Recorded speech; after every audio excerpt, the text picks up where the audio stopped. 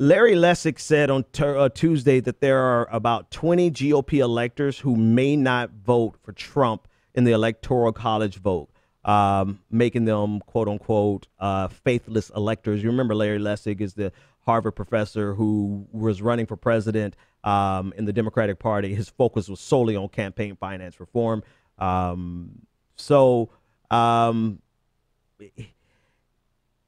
Lessig's anti-Trump group is called the Electors Trust, and they have been offering pro bono legal counsel to Republican presidential electors considering ditching Trump. According to the article today, Lessig said, quote, obviously, whether an elector ultimately votes his or her conscience will depend in part upon whether they are enough doing the same. We now believe there are more than half of the number needed to change the result seriously considering making that vote. All right, so there's a guy out of Texas named Chris Supran, and he has publicly declared his intent to cast his vote for someone other than Donald Trump. You have a push by other electors for a briefing on the information from Russia, so they can get an intelligence briefing so that they can make their decision after the fact. The 538 members of the Electoral College, out of them, 306 are Republicans, 232 Democrats. They will gather in their capitals, the respective state capitals, in December, this month, on the 19th, and cast their votes for president.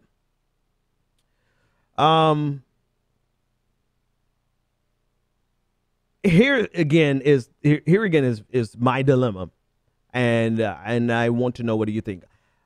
I don't see any substantive difference between, in terms of appointments, in terms of an administration, in terms of Supreme Court picks, in terms of anything else. I don't see a substantive difference between Donald Trump and Mitt Romney or Evan McMullin.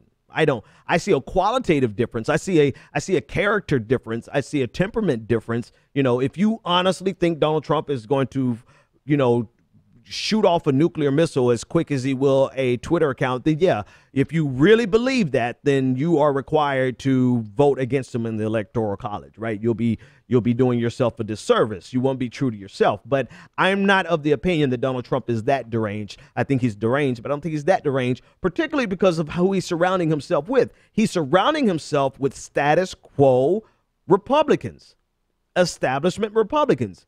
The most damage he's going to do is on the economy, Social Security, Affordable Care Act. He's going to ravage those things, the coffers, the deficit. He's going to blow it up out of the, I mean, that's what he's going to do. And I don't see a substantive difference between who Mitch McConnell or Mitt Romney would choose or Evan McMullin, because they're still going to pick people who are going to ravage the coffers, who are going to explode the deficit, who are going to undermine the Affordable Care Act, who is going to undermine marriage equality. I don't see a substantive difference between Donald Trump. I see a character difference.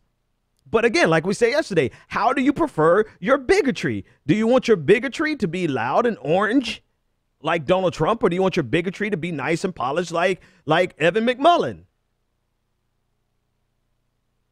Now, for those people who are deluded enough to actually think the Electoral College should put in Hillary Clinton, I'm going to be as hyperbolic as I've ever been. Are you that stuck on Hillary Clinton that you're willing to risk a fucking civil war? Because can you imagine the damage that would be done to America if they take this election from Donald Trump and give it to Hillary Clinton? I don't care if Vladimir Putin himself got behind his computer and hacked into, I mean, like a stray hack into the election machines and changed the physical votes from Hillary Clinton to Donald Trump. I don't care if he did that. The impact will still be the same if they try. And this is expressly for the people who actually believe the Electoral College would put Hillary Clinton in. Can you imagine the fallout that will occur after something like that happens? I don't personally think we can come back from that. I think that is as much an existential threat to our republic as people are saying Vladimir Putin is right now. I think it's more dangerous for the Electoral College to put Hillary Clinton in than it would be for us to live 4 years with Donald Trump. Because you act like you think Donald Trump is going to go quietly into the night. Donald Trump is stupid enough to get on Twitter and say, burn this bitch down.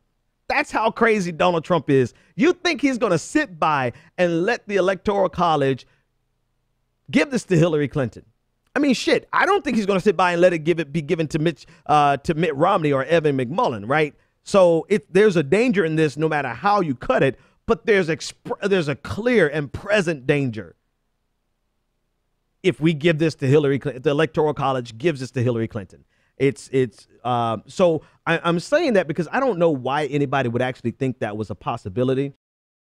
But if you want that to be the possibility and you're pushing this blame Russia narrative and you're pushing this CIA confirmed hack, you know, if you're pushing this and you're pushing it with hopes of this somehow getting Hillary Clinton elected to the White House, I want you to know that you have put your deranged, sycophant love for Hillary Clinton.